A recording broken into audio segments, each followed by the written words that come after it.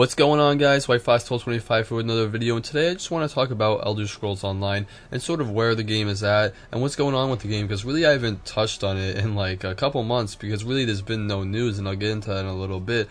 But I kind of just want to touch base with you guys and touch base about where the game is right now and what's going to be happening in the next couple months with Elder Scrolls Online, talk about ZeniMax a little bit, talk about the community and some different stuff like this. I kind of just want to talk about where the game is and the state of the game. So let's start off with just saying that really the reason there's been no ESO videos, which I'm sure some of you guys have noticed, is just really there's been no news, there's been nothing to really cover, and I'm going to start doing more guides and stuff so there is more Elder Scrolls Online content, because really it is my favorite game and I love making content on it. But really when ZeniMax is not coming out with content, it's hard for me to come out with content, and really we haven't had anything but small patches in like 3 months, no news, no nothing, and that's pretty dangerous for an MMO. You know, personally, like I said, Elder Scrolls Online is one of my favorites, and I haven't played it too much, you know, probably like 10 hours in the last like month or so, which is like weird, where I used to play like 10 hours every 2 days.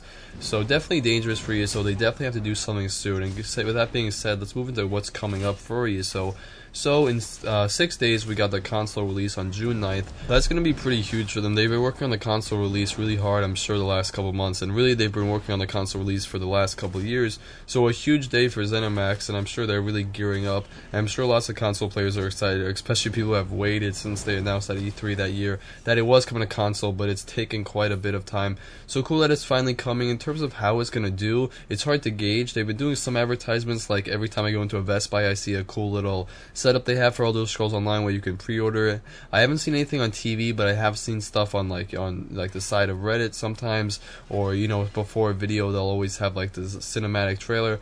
So it's hard to say how it's gonna do, but I guess we'll just have to wait and see. Hopefully it does do well, because ZeniMax certainly seems to be, you know, putting all their eggs in the console basket, really hoping that that works well. So hopefully it goes well for them. And let's move into talking about ZeniMax and some things that's been happening over there. So Nick Conkle left. I don't know if you guys know who that is. He was sort of in charge of the game. I think it was the lead game designer.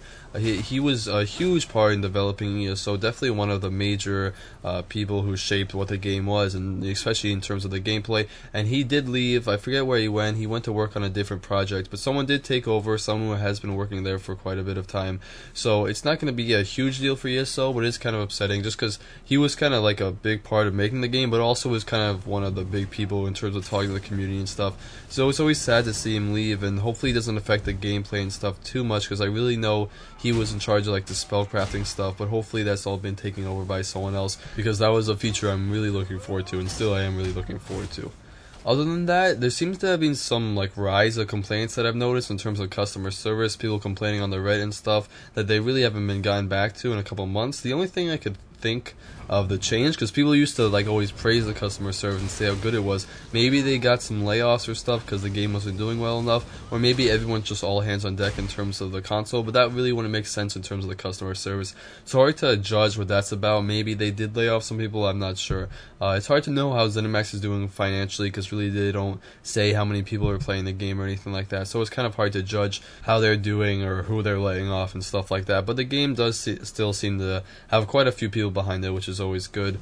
Some things I'm confused about on ZeniMax's part is I know they're working like really hard on the consoles, but I find it kind of weird that they really haven't put up too much Crown Store items. I know lots of people are waiting for like the XP potions and stuff, and a way to make XP in game, and I know a lot of people are waiting for just more mounts and more pets, and they did have some updates. You know, there was like a new Sense Tiger, and there's like a fox that in my opinion looks really horrible. But they have added some stuff, but really nothing huge and nothing that's made me go like, oh, I really need that. Kind of weird, and I'm surprised, because really that's the only way they're making money right now from ESO, other than the ESO Plus membership, which I still pay for every month. I don't know why sometimes, because I'm not getting anything in terms of DLC or anything like that. But I know they're hard at work on consoles, so maybe that's why.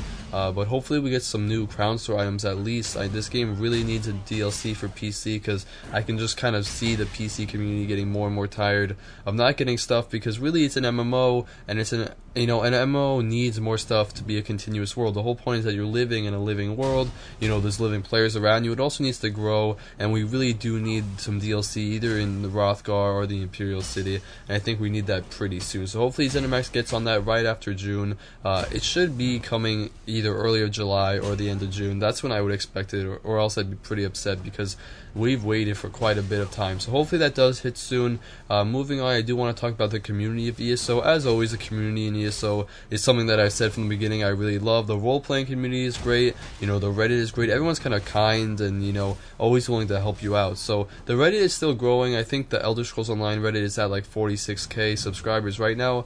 That's quite a bit. I think it's growing because of the console launch. Definitely is helping a little bit, but other than that, it's not. I mean, 46,000 is really good, but it's like Guild Wars 2, just to give you a comparison, has like 120,000. So it definitely has some room to grow. I'm sure once the console hits, we'll see another growth. But at that, you can kind of judge how popular the game is by how many subscribers it has just on Reddit. Not that only 46,000 people play Elder Scrolls Online, but that's just how many people are on the Reddit for that game. So there still is definitely a strong community behind Elder Scrolls Online. I feel like some of the casual players sort of are starting to, you know, go a different direction, sort of like not playing as much. Like, I mean, me, even I was like really hardcore into Elder Scrolls Online. I played like, I don't know, like 500 hours or something. Even I'm starting to play less just because there's less to do and there's not as much, you know, well, really there's no new content coming out. So the end game is fun, but it's fun to an extent, and, you know, when you're doing the same thing over and over, you just want something new. So they really, like I said, do need the new content, but I feel like some of the community is starting to go away, but what you're left with is the hardcore community that, like I said, is so amazing and so great. I like some of the vet zones are really empty. I'm not sure. I haven't visited like any of the starter zones or anything like that, but, you know, we had that huge growth of players when the game went by to play. I feel like that's starting to like rear off a little bit, and you're left with more of the core that's left. Hopefully that'll change when we get more content and stuff, and we'll see more and more people coming back.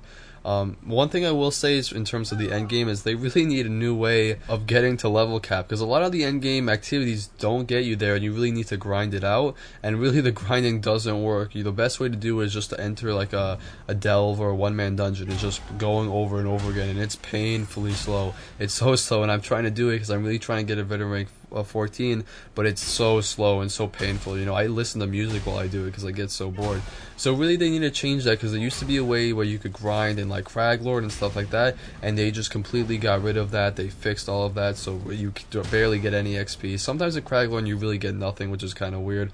So you can't even use Craglord that much to get to level cap. So I feel like that's something that should change, because, you know, for someone to try and get to veteran rank 14, it's really hard right now. But hopefully, you know, like I said, guys, DLC is coming soon, and hopefully it's on its way. After that, guys, I don't know how often we're going to get new content. Hopefully it's like every 2 months. That would be, for me, like the ideal. Like, obviously the ideal is getting new stuff every month, but if they can't do that, at least every, you know, every 2 months would be really nice, because really it's not Skyrim. It can't go like 6 months with just one DLC and expect lots of people to buy it, because people are just going to play different MMOs, play different games, and sure, people will come back, but every time you release that DLC, less and less people are going to start to come back. So they really need to have, you know, a pretty good amount of DLC coming out every year. Hopefully at least like 7 or 8 would be what I would look for.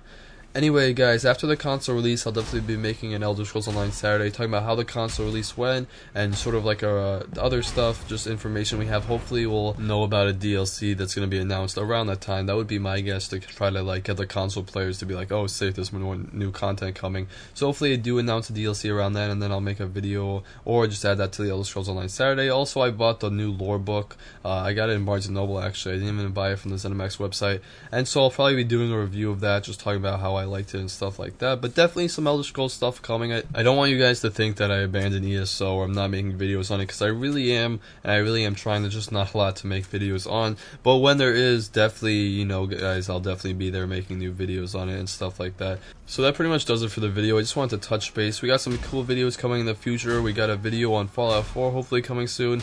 We just got a trailer today that got me super pumped. So we're going to talk about some stuff and what I want to see from the game. And then we're going to get a huge video on The Division, a game that I'm super pumped for. Just talking about everything we know about that game too. So as always, guys, thanks for watching, and I'll see you in the next one.